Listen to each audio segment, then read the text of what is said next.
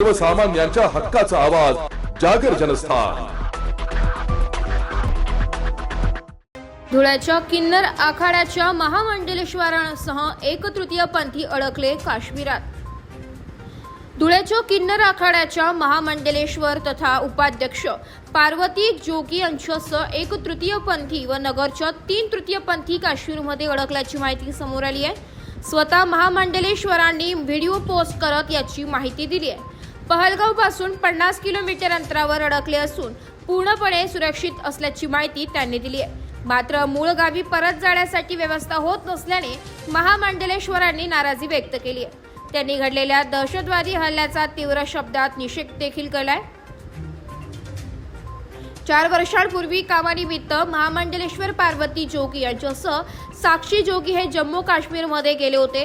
मात्र दहशतवादी हल्ला घडल्यानंतर गेल्या 2 दिवसांपासून पहलगाव पासून 50 किलोमीटर अंतरावर अडकून पडल्याची माहिती समोर आली आहे। 2 दिवसांपासून मूळ गावी धुळ्याला जाण्यासाठी अनेक प्रयत्न केले, मात्र कुठलीच व्यवस्था होत नसल्याने त्यांनी नाराजी व्यक्त करत राज्य सरकारसह धुळे जिल्हा प्रशासनाकडे परतण्याची व्यवस्था केली आहे। जय श्री महाकाल, जय माता दी। मी बोलतीये महामंडलेश्वर पार्वती नंदेगिरी धुळ्याहून।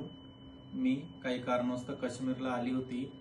काल पहलगाम जो दहशतवादी हल्ला झाला आहे त्या हल्ला खूप निंदनीय आहे। आम्ही इथं पाहिलंय की हिंदू लोकांना कोणीही चांगल्या याच्याने पाहत नाही। इथं धर्मवेडे लोक राहतात आणि जे काही झालंय तिथून मी 50 किलोमीटरच्या अंतरावर होती आणि धर्म विचारून गोळी मारण्यात आली आहे। जात नाही विचारली ना राज्य विचारलं, फक्त तुम्ही मुस्लिम आहात का म्हणून पर्यटकांवर जो हल्ला झाला आहे या हल्ल्याचा मी निषेध करतेय। आम्ही इथं फसलेलो आहोत, कुठली मदत नाही आहे, तिकीट होत नाही आहे, पण आम्ही सुरक्षित आहे। पण मी जनतेला ही विनंती करते की आपणही सावध राहिलं पाहिजे। आपण जे सेक्युलरिझम करतो की हिंदू मुस्लिम भाई भाई, पण इथं आम्ही स्वतः आजमावलंय। आम्ही 6 किन्नर इथं अटकलेलो आहे, पण इथं कोणी कोणाचं भाई नाही आहे। हे सगळं जातीपातीचं राजकारण आहे आणि धर्मवेडे लोक आहात। कोणी काश्मीरला इथून पुढे येईल तर विचार करून यायचा।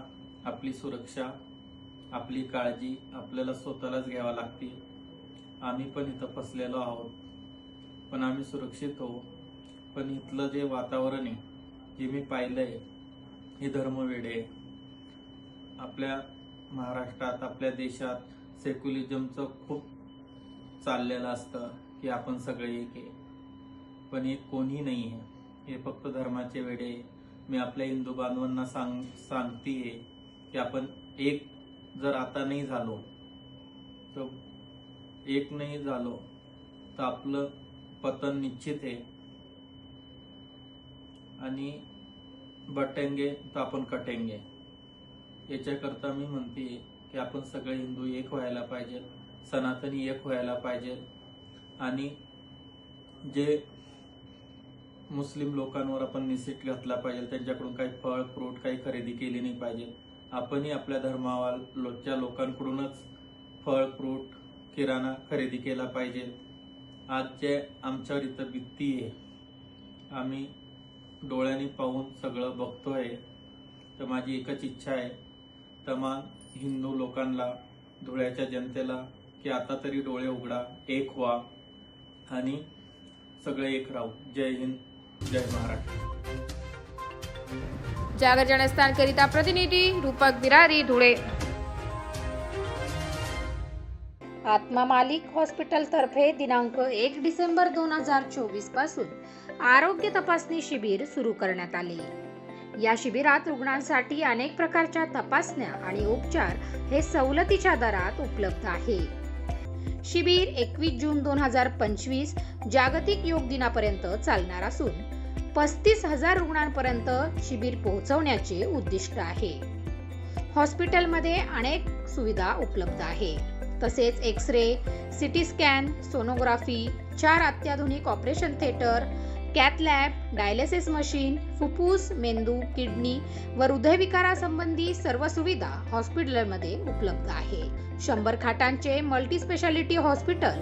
या सर्व गोष्टींचा नागरिकांनी या संधीचा लाभ घ्यावा असे आवाहन